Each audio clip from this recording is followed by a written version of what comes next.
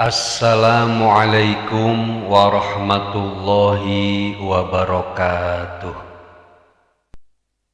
Imam Mahdi adalah sosok yang dijanjikan dalam Islam sebagai pemimpin akhir zaman, yang mana sosok ini memiliki tugas atau misi untuk menegakkan keadilan dan menghapus kezaliman.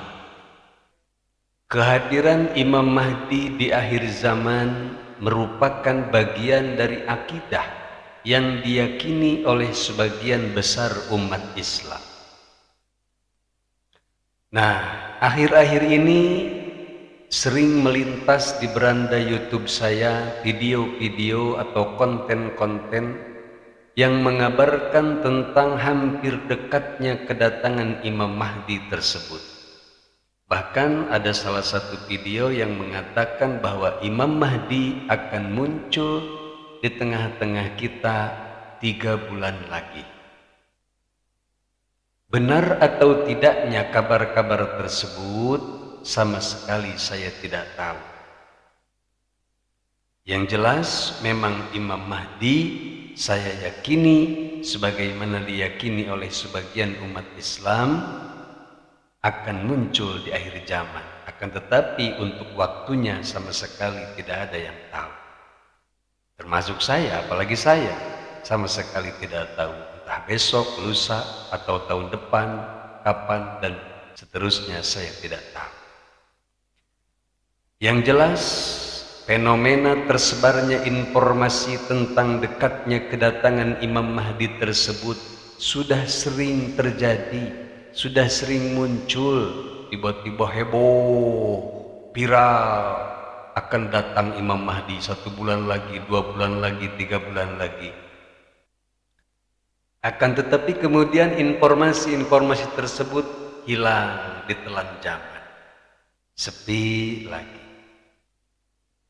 Nah, yang saya khawatirkan ketika beredarnya informasi semakin dekatnya kedatangan Imam Mahdi adalah justru munculnya sosok-sosok gaib atau sosok-sosok yang tidak bertanggung jawab yang mengaku-ngaku sebagai Imam Mahdi.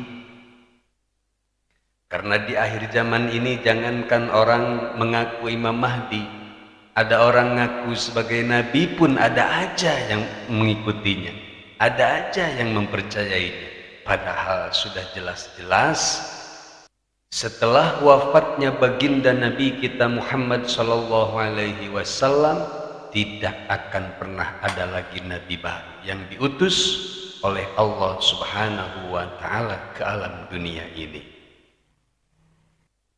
Untuk mencegah adanya penyesatan tentang Imam Mahdi ini, dan tentunya untuk membentengi diri kita dan keluarga kita serta orang-orang terdekat kita jangan sampai tersesat meyakini Imam Mahdi padahal bukan, maka sudah saatnya kita perlu mengkaji hadis-hadis ataupun asar-asar yang berkaitan tentang Imam Mahdi ini, mulai dari nasabnya, ciri fisiknya, dan tanda-tanda kemunculannya, dan masalah-masalah lain yang terkait dengan akan datangnya Imam Mahdi ini. Sebagai pengetahuan awal, insya Allah pada kesempatan ini saya akan membacakan nasab Imam Al-Mahdi menurut hadis-hadis dan juga asar dan beberapa komentar para ulama. Ini sangat penting untuk kita kaji dan untuk kita ketahui, sebab jangan sampai salah menentukan siapakah Imam Mahdi tersebut. Dan sumber informasi ini saya bacakan dari buku yang disusun oleh Dr. Muhammad Ahmad Al-Mubayyad dengan judul Ensiklopedia Akhir Zaman, halaman 697 sampai 699. Hadis yang pertama dari Ummi Salamah radhiyallahu anha, beliau berkata, sami'tu Rasulullah sallallahu alaihi wasallam yaqulu, al-mahdiyyu min itrati min waladi Fatimah. Aku mendengar Rasulullah sallallahu alaihi wasallam bersabda bahwa Al-Mahdi itu termasuk anak keturunanku dari keturunan Sayyidatina Fatimah radhiyallahu anha. Yang perlu digarisbawahi, dalam hadis tersebut ada kata itrati. Kata itrati itu berasal dari kata itrah, yang artinya anak seorang laki-laki dari sulbinya. Dengan kata lain, anak kandungnya. Kemudian kata itrah juga terkadang memiliki makna sanak atau kerabat dan anak-anak paman. Itrah seseorang itu lebih khusus daripada kerabatnya. Sedangkan itrah Nabi kita Muhammad sallallahu alaihi wasallam adalah Bani Abdul Muttalib, atau mereka adalah orang-orang yang diharamkan menerima zakat dan sedekah dari kalangan Ahlul Bait. Itulah hadis yang pertama. Kemudian diriwayatkan dari Sayyidina Ali radhiyallahu anhu, telah bersabda Rasulullah sallallahu alaihi wasallam, al-mahdiyyu minna ahlal bait yuslihuhu Allahu fi lailatin. Al-Mahdi itu termasuk golongan kami, Ahlul Bait, dan Allah akan memperbaikinya pada malam hari. Yuslihuhullah. Dan nanti pada pertemuan-pertemuan berikutnya insya Allah saya akan membahas apa yang dimaksud dengan yuslihu atau memperbaiki. Bagaimana Allah memperbaiki Imam Mahdi ini dalam satu malam. Pada kajian kali ini saya akan fokus kepada nasab Imam Mahdi radhiyallahu anhu. Nah, dari dua hadis tadi menerangkan secara gamblang bahwa Imam Mahdi atau Al-Mahdi termasuk Ahlul Bait. Bahkan ada pula sebagian riwayat yang mengkhususkannya atau yang menyebutkan secara khusus bahwa Al-Mahdi itu termasuk salah satu keturunan dari Sayyidatina Fatimah radhiyallahu anha. Selanjutnya nasab Imam Al-Mahdi ini terbatas hanya sampai kepada Sayyidina Hasan atau Sayyidina Husain radhiyallahu anhuma. Pada sebagian asar termaktub bukti-bukti yang menguatkan bahwa Al-Mahdi ini salah satu dari keturunan Sayyidina Hasan radhiyallahu anhu. Akan tetapi tidak tertutup kemungkinan bahwa Imam Al-Mahdi ini memiliki garis nasab dari arah Sayyidina Husain radhiyallahu anhu. Karena salah satu nenek dari Imam Al-Mahdi ini adalah wanita keturunan Sayyidina Husain. Nah, itulah nasab Imam Al-Mahdi bila dipandang berdasarkan periode pernikahan dan kesesuaiannya. Dan telah diriwayatkan sebuah asar tentang Sayyidina Ali radhiyallahu anhu, annahu nadhara ila ibnihi al-Hasan faqala inna ibni hadha sayyidun kama sammahu an-nabiy sallallahu alaihi wasallam wa sayakhruju min sulbihi rajulun yusamma bismi nabiyyikum yushbihuhu fil khuluq wa la yushbihuhu fil khalqi summa dzakara qissatan yamla'ul arda adlan, yang artinya kurang lebih bahwasanya Sayyidina Ali karramallahu wajhah memandang putranya yaitu Sayyidina Hasan. Kemudian Sayyidina Ali berkata, sesungguhnya anakku ini adalah seorang pemimpin sebagaimana Nabi Muhammad SAW telah memberikan nama dan akan muncul dari tulang sulbinya, yaitu dari keturunannya seorang lelaki yang bernama sama dengan nama Nabi kalian, menyerupai beliau dalam akhlaknya, tetapi tidak menyerupai beliau dalam bentuk fisiknya. Nah, secara singkat dari asar ini dapat kita ambil kesimpulan bahwa Imam Mahdi tersebut nama aslinya akan memiliki nama yang sama dengan kakeknya, yaitu Muhammad. Dan Imam Mahdi ini selain memiliki nama yang sama dengan kakeknya, yaitu Nabi Muhammad SAW, Imam Mahdi juga akan memiliki akhlak mulia sebagaimana akhlaknya Nabi kita Muhammad sallallahu alaihi wasallam. Akan tetapi tentunya tidak akan sama persis, namanya juga subbiha, diserupakan. Sebab tidak akan mungkin ada orang yang melebihi atau menyamai akhlak mulianya Kanjeng Nabi Muhammad sallallahu alaihi wasallam.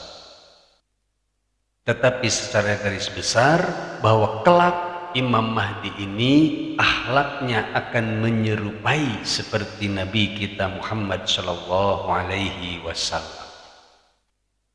Kemudian Sayyidina Ali bercerita atau mengisahkan bahwa Imam Mahdi ini kelak akan memenuhi dunia dengan keadilan. Dengan kata lain, Imam Mahdi ini kelak akan memimpin dunia dengan seadil-adilnya. Tidak ada lagi rakyat yang tertindas, tidak akan ada lagi rakyat yang didolimi, apalagi menteri-menteri yang korupsi itu pasti bakal dibasmi semuanya. Nah, itulah kehebatan Imam Mahdi radhiyallahu anhu. Nah, asar ini dengan jelas memaparkan bahwa Imam Mahdi itu termasuk salah satu dari cucu Sayyidina Hasan radhiyallahu anhu. Sebagian ulama telah menentukan dengan penuh kehati-hatian tentang kedudukan Al-Mahdi sebagai anak keturunan Sayyidina Hasan radhiyallahu anhu, yaitu sebagai sebuah keberhasilan bagi Sayyidina Hasan radhiyallahu anhu karena Sayyidina Hasan telah rela melepaskan kekhalifahannya karena Allah Subhanahu wa taala dan untuk menghentikan pertumpahan darah antar kaum muslimin. Maka Allah kelak akan menggantinya dengan salah satu anak keturunannya menduduki tampuk kekhalifahan yang adil pada akhir zaman. Kemudian Syekh Al-Abbad beliau berkata, wa hadhihi sunnatullahi fi ibadihi annahu man taraka syai'an li ajlihi a'tahu Allah wa a'ta dzurriyyatahu afdala minhu wa hadza bi khilafil Husaini radhiyallahu anhu fa innahu harasa 'alaiha wa qatala 'alaiha falam yadfar biha. Kata Syekh Al-Abbad rahimahullahu ta'ala, inilah sunnatullah yang berlaku pada hamba-hambanya, bahwasanya siapa saja yang meninggalkan sesuatu karena Allah, maka pasti Allah akan memberikan kepadanya dan kepada keturunannya sesuatu yang lebih utama daripada itu. Ini berbeda dengan Sayyidina Husain radhiyallahu anhu, karena ia sangat ingin mendapatkannya dan berperang untuk mendapatkannya, maka ia tidak berhasil memperolehnya. Sampai di sini selesai perkataan dari Syekh Al-Abbad rahimahullahu ta'ala.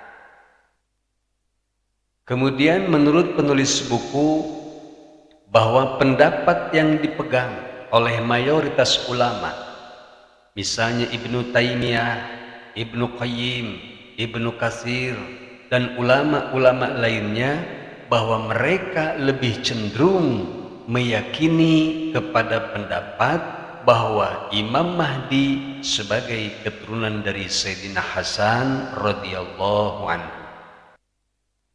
Dan pendapat ulama-ulama yang barusan saya sebutkan itu bertentangan dengan kelompok Syiah, yang mana kelompok Syiah ini menegaskan kepastian bahwa Al-Mahdi merupakan anak keturunan dari Sayyidina Husain radhiyallahu anhu. Kemudian ada juga Asar yang berpendapat atau yang menyatakan bahwa Imam Mahdi itu merupakan salah satu keturunan dari Sayyidina Abbas rahimahullahu ta'ala.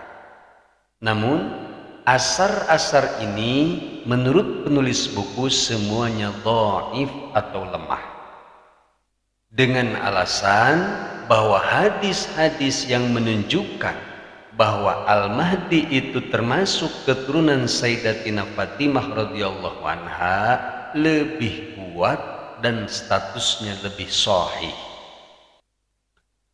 Atau bisa juga asar yang berpendapat bahwa Imam Mahdi itu keturunan dari Al-Abbas itu mungkin juga bisa benar, karena salah satu nenek moyang dari Imam Mahdi ini adalah wanita keturunan dari Al-Abbas. Nah, itulah sekilas tentang nasab atau garis keturunan Imam Mahdi yang kelak diyakini akan muncul di akhir zaman, yaitu keturunan dari Sayyidina Hasan radhiyallahu anhu, yang berarti masih keturunan dari Nabi kita Muhammad sallallahu alaihi wasallam. Jadi Imam Mahdi itu bukan orang Jawa, bukan keturunan Batak, apalagi keturunan Sunda. Orang Bandung cenah yang ngaku Imam Mahdi, tong dipercaya Kang Asep. Nah, pada pertemuan berikutnya insya Allah saya akan bacakan tentang ciri-ciri fisik Imam Mahdi secara detail dari sumber-sumber yang dipercaya, diantaranya mulai bentuk fisiknya, warna kulitnya, alisnya, hidungnya, dan lain-lainnya. Wallahu a'lam bishawab. Wassalamualaikum warahmatullahi wabarakatuh.